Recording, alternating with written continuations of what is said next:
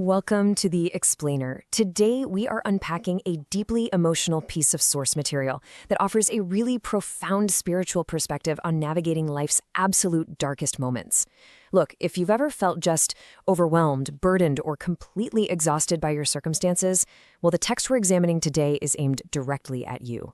It takes a hard look at finding meaning, presence, and divine support right when you feel the most isolated. So, let's just dive right in with the exact question the source asks. Where is God in all this? It hits right at that heavy sinking feeling, doesn't it?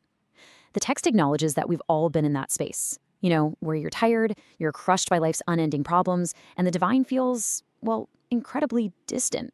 But the source doesn't shy away from this darkness at all.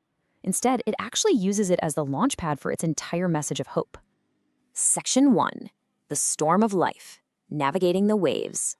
The text uses this really powerful, relatable metaphor of a storm to describe those intense periods of life struggle. And the absolute crucial point it makes here, God doesn't just stand safely on the shoreline, watching you fight against the wind and the rain. No, He is actively in the boat with you. He's navigating those violent waves right alongside you to make sure you don't sink.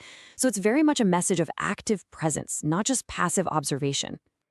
Building on that presence, the text makes this incredibly firm statement. You are a masterpiece, not an afterthought.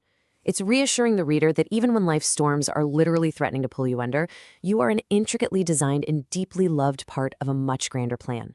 Your life has immense meaning and value, and that absolutely is not diminished just because you're going through a storm. Moving on to Section 2, Noise versus Divine Purpose, Taking Off the Masks. Now, the source draws a super sharp contrast here between worldly noise and divine truth. Think about the constant competition, the pressure to succeed, the relentless pursuit of money and status.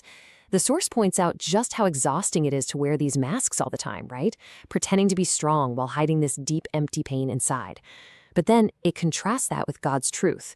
According to the text, your worth doesn't come from any of those worldly achievements. Not at all. It comes from having a unique purpose, being deeply loved, and living without any pretense. The real relief comes from finding your inherent value directly from the Creator, rather than constantly trying to measure up to the exhausting metrics of the world. Which brings us to Section 3, Preparation, Not Punishment, the Fire that Purifies. Here, the source fundamentally reframes how we view our suffering with a profound distinction. Problems often feel like punishments, but they are actually preparation. I mean, that is a massive paradigm shift. The source really emphasizes that while your struggles might feel incredibly punitive in the moment, they are actually vital periods of growth. You're not being punished. You are being actively shaped, taught, and prepared for something wonderful and so much greater. To explain this, the source uses a classic metaphor, how fire purifies gold. According to the text, God uses challenges in the exact same way. The heat of the struggle serves three highly specific purposes.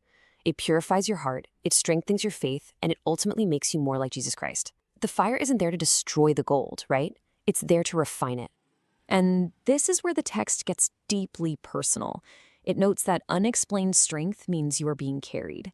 It actually asks you to think back to those moments where you felt completely weak, totally depleted, yet somehow you found the strength to keep going.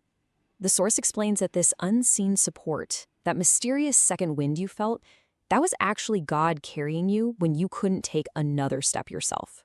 Section 4, Prayer as a Lifeline, Making the Exchange. So the source presents prayer as the primary solution to navigate all these hardships, but it defines it in a very specific way. It describes prayer as a lifeline, where you pour out your worries to God so you are no longer carrying the weight alone. It's not framed as some mere religious ritual or just reciting words. No, it's an active lifeline. The source highlights that the emotional act of pouring out your worries literally removes that crushing weight of isolation right off your shoulders. The source goes on to outline the dynamic nature of this lifeline through what it calls the beautiful trade. When you pray, you aren't just venting into a void. You are actually making three vital exchanges. Step 1, you trade your weakness for His strength. Step 2, you trade your confusion for His wisdom.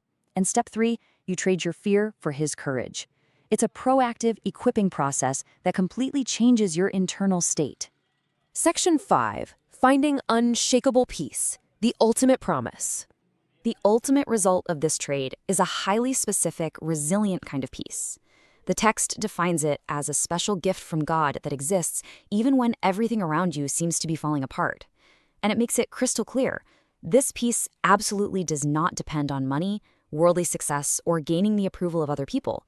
Instead, it relies solely on the profound knowledge that the creator of the universe has a direct, personal interest in your life right at this very moment. It's a peace that completely defies external circumstances. Because of this, the text gives a super clear directive: hold on tight.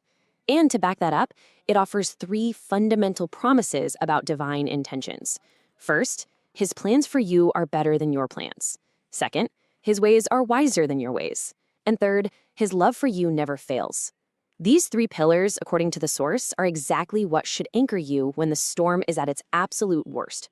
Section 6. Scriptural Anchors, Ancient Words of Comfort. To really ground all these deeply comforting claims, the source explicitly anchors its message in ancient biblical texts, words written specifically for times when faith is severely tested. It first points to the book of Job, quoting chapter 19, verse 25.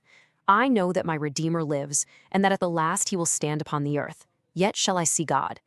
The source uses Job, a figure literally synonymous with immense physical and emotional devastation, to visualize this enduring, unshakable hope of redemption. It's a powerful reminder that even after complete loss, profound spiritual satisfaction is promised. Then, the source reinforces the core empathy of this entire message by quoting Psalm 34, verse 18. "The Lord is near to the brokenhearted and saves the crushed in spirit." Through this psalm, the text confirms that divine presence isn't just reserved for the joyous or the successful. In fact, it is closest to those who are hurting the absolute most. As we wrap up our explainer today, there is one absolutely crucial point presented in the source that you need to hear. Delays are not denials. What seems like silence is God moving behind the scenes. The text assures the reader that your tears are never wasted, and that those painful periods of apparent silence or waiting, they are simply unseen preparation for blessings beyond imagination. You are not forgotten. I want to leave you with this